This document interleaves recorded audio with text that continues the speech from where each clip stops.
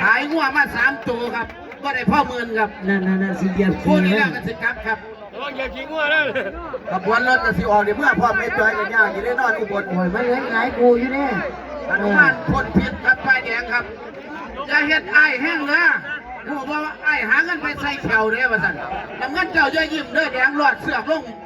ยากกรรมการนี่ได้หาผู้ใหม่มาตีแดงนี่รับทราบกติกาครับขาจดเพื่อนครับโอ้ยมาอยู่ไกลกันมันสิเข้ายกมาบ้างจ้างเป็นละลันก็ไปเก็บมาพิจูหัวหน้าจ้างก็บ่เก็บครับเพราะว่าเห็นหน้าน้ำเงินแล้วไม่ต้องกลัวครับแดงไตอัดหัวนมครับน้ำเงินออกมาอยู่ครับจัดการเนื้อเพราะเขาที่เขานั่งแดงตัดฝายล่างกัดแขวยุ่มคนจะมาแขวบ่มีกัดติดสติกเจ้าของครับ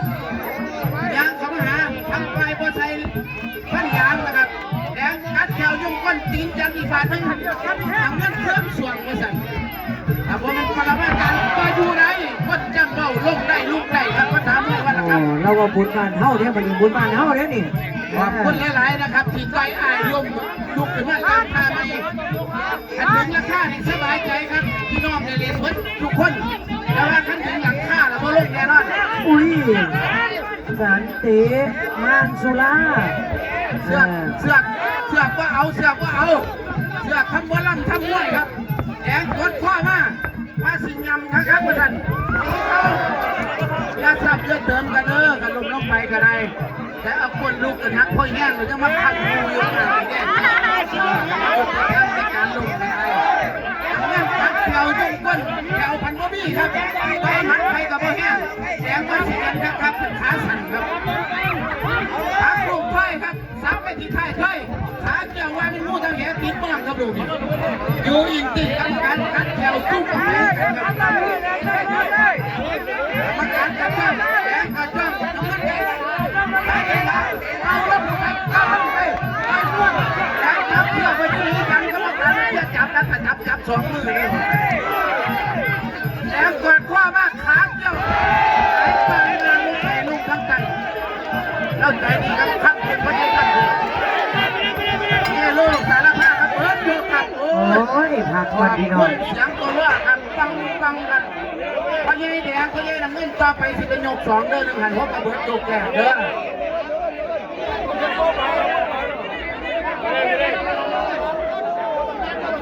พอยัยแดงมาแต่บนเป้พอยัยน้ำเงินมาแต่เราเขาเหลืองนะครับอยู่ใกล้ๆกันกับทุกแพร่ดีถ้าเพิ่งจัดแล้ว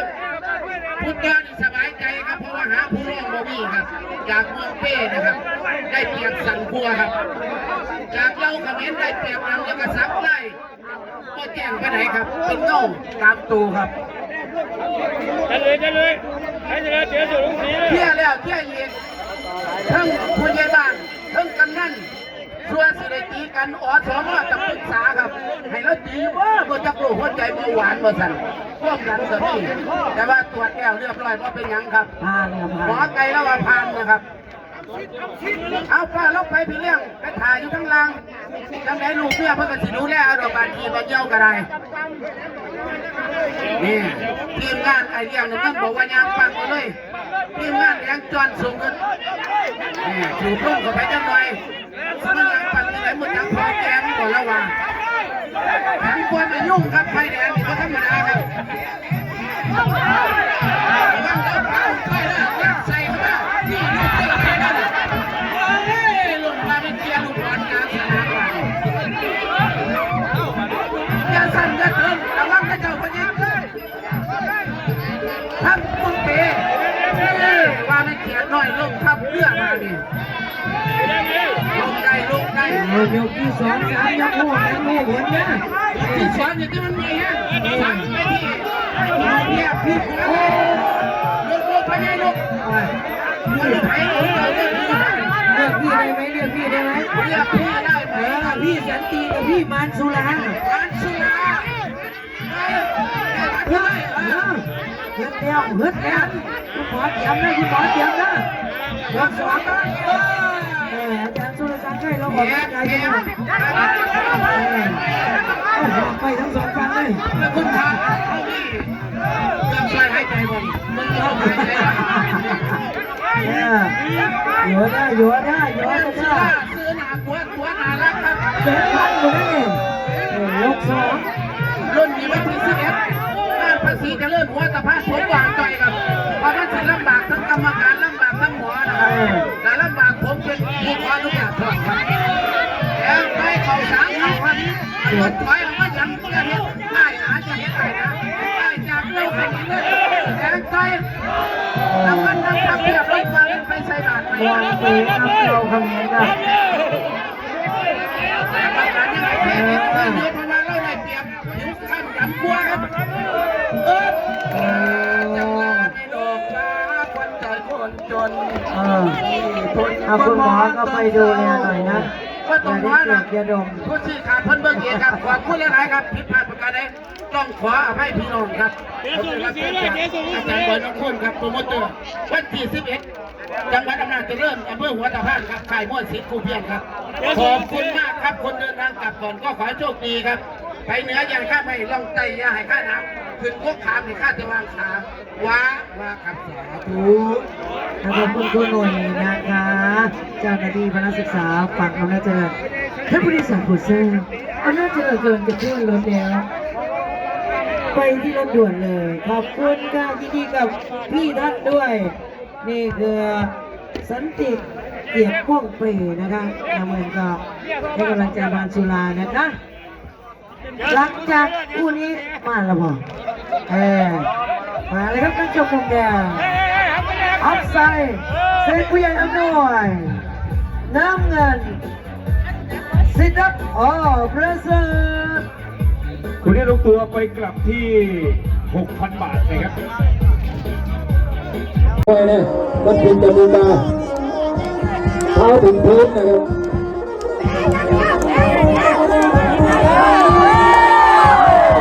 ไม่ไงตอนนี้ไอ้ก็ดาวบ้างเลยอันนี้สกีผิดขึ้นยังไงตั้งรีบเข้าไปทีตอนนี้ทีตามหัวใจลงไปใจทีตามหัวเรื่องอะไรสู่ขอมีตอนนี้สู่ขอเจ้าก็จริงๆเขาก็เถียงกันเป็นเรื่องที่เกิดขึ้นเป็นเรื่องก็เถียงกันที่เกิดขึ้นแต่เป็นเรื่องที่จะเป็นยังไง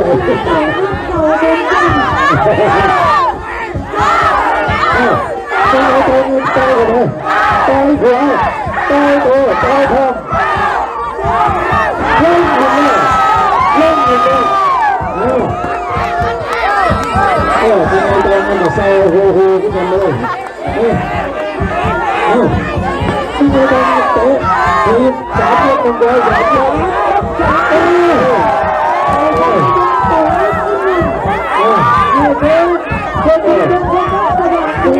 ตรงนี้ครับเลยว่า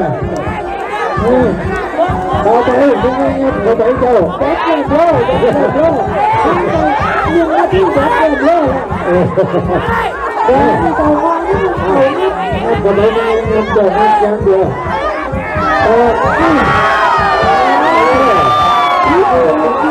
ก็คือให้เรื่องอะไรพูดจะซื้อเป็นโลกแล้วอ่ะตรงนี้มันก็เป็นบู๊อะไรแบบนี้เป็นเงินจ่อพอไปเป็นไงที่ไหนมีใจผู้บริจะที่ไหนมีสักเลยนี่เกี่ยวกับว่าเนี่ยแบบโอ้ที่นั่นน้องเลี้ยงนี่เป็นลูกเลี้ยงครับเนี่ยเวลาลูกเขาเป็นพี่เลี้ยงเลยเป็นพี่เลี้ยงเลยลูกเลี้ยงเดี๋ยวนี้เอาไปจะมาถึงเรานะยังไงเราไม่เราก็ยิ่งเสียตัวเลยเราก็ต้องยังตัวหนีตัวเท่าไหร่คนเด้อเดี๋ยวยกต่อไปเดียวติดแก่เพื่อนได้ฉันพูดหน่อยไปเท่าไหร่เป็นผู้พิเศษ2 วันได้ยิน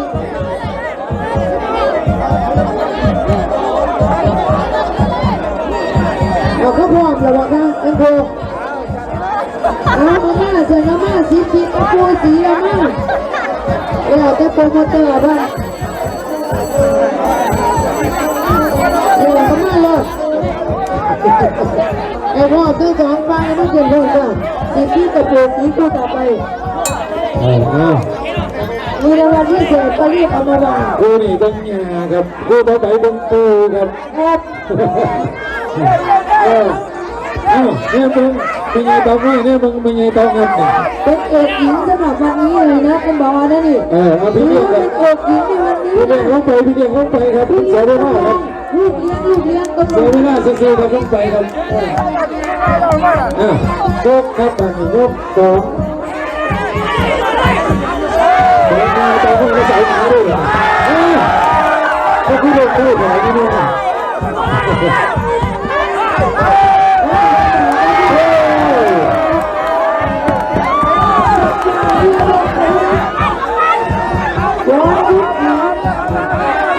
เป็นยังไงเป็นยังไงผมนี่ครับเป็นยังไงน้ำแดงหัวโต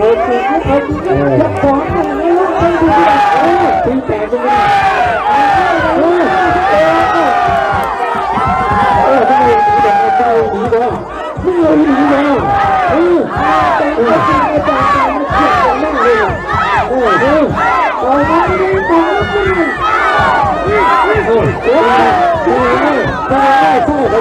ใช่ยิงใช่ย่อยกันเลย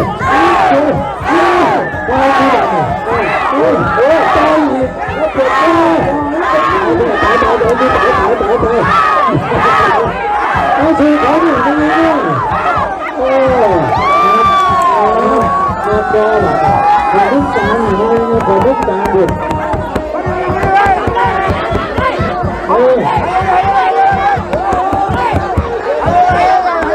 โซ่ตามเลยโซ่ไปเลยคนที่จะเป็นข้าวมันใหญ่โซ่ไปเลยโอ้ยเจ้าเพชรสายผมยังข้าวไม่ขาดเลย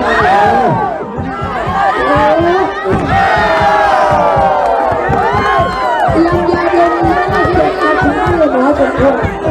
เป็นเรื่องเล่าเป็นคนเป็นคนเป็นสูงเขาเป็นยังไงสูงเขาเขาต้องลงขึ้นมาเนี่ย2-6 อีกยกเดียวเท่านั้นนะอีกยกเดียวทำไมเหลืออีกยกเดียวก็เรียกว่าไม้กลับไปก่อนเป็นยังไงเราก็พูดเดินได้แต่เราหมดเลย2 นาทีเราเป็น2 ชั่วโมงครับแต่เราหมดแล้วไม่มาได้เลยนี่เหลืออีกยกเดียวดูทำไมตู้สีดูเจ้าที่บอกว่าตู้สีกระพริบเปลี่ยนเป็นเฝ้าเอาเป็นบ้างทำเพิ่นจังแม่ครับคุณอีบังงาคุณอาบังกูครับบังงาแล้วก็สิไปเพิ่มกูไปนับกันนับเลยเดี๋ยวฉันยอมกลับมาคือเมื่อที่เยี่ยมไป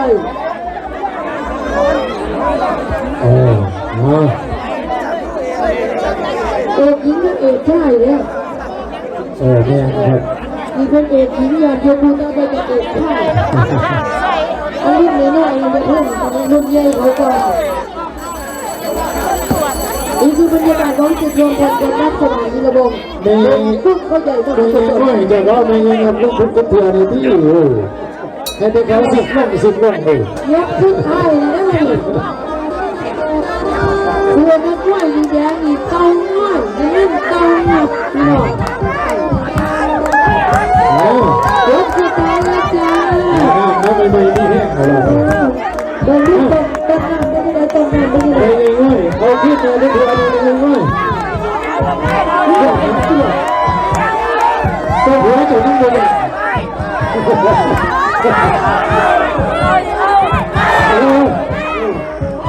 ทีไปต่อเลยทีไปรถขึ้นได้เลยรถขึ้นได้ทีขึ้นได้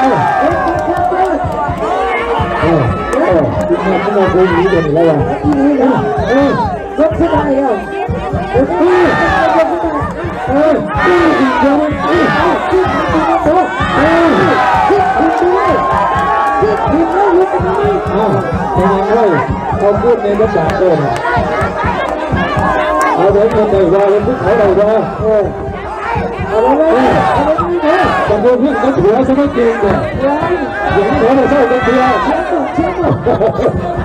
จะเกิดจะเป็นหัวให้ที่ไหนใช่เลยแต่ละทียังบ่เอาไม่ได้คุณหมอจะพูดยังจะโดนเอาให้สมเอาให้จะสมตาหัวเนี่ย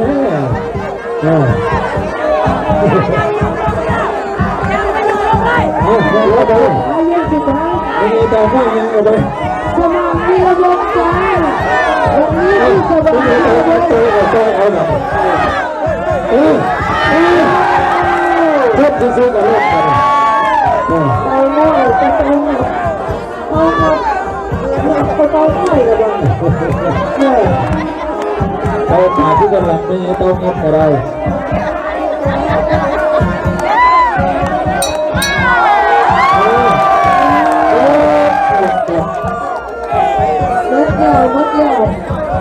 มัดไฟจะจริงมัดแต่พอมัดยกที่ได้ไฟร้อนจะมัดยาวว่าจะนักมวยว่าเอาไปที่เต่างับโอ้เต่าโอ้5,000คนนี้เลยแล้วเลยจริงๆแต่เต่าง่อยว่ามันมีหลายตัวเป็นไงตอนเราบอกกูสมัยโดนพัดด้วยเราอ่ะเราพร้อมที่จะต่อสู้แล้วไม่เป็นไรครับเตาเงียบแล้วก็มั่นใจเตาง่อยต่อไปครับให้พร้อมใจกันก็จะทำสิ่งเอาเป็นโบที่สุดดูต่างสีสันเพื่อสบายด้วยเลยคุณแล้วก็ดีค่ะตัวแล้วเดี๋ยวจะหาพัดด้วยก็เหมือนเราลูกตัวเองวัดบ้านวัดบ้านแล้ววัดบ้านซื่อเป็นจิตเงินที่กองเชียร์เราแต่ละคนเดี๋ยวมูหน่อยตัวนึงได้หาพัดเนี่ย